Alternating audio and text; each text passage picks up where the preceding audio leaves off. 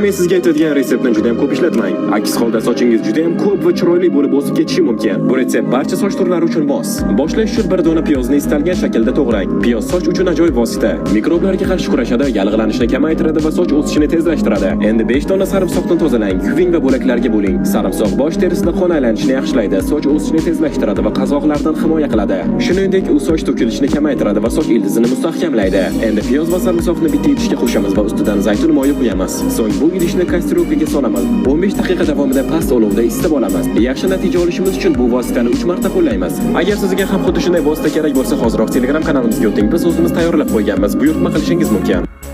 Bu retseptni ko'p ishlatib bo'lmaydi, chunki bundan keyin soch juda ham tez o'sib ketar ekan. Bu gaplarni eshitganimdan keyin sizlar uchun darhol bu retseptni tayyorlashga kirishdim. 2 qoshiq guruchni 100 ml suvga bir kechaga ivitib qo'yiladi. Keyin esa o'zingizga qulay bo'lgan idishga solib, 2 qoshiq kastorva maslo unga qo'shiladi.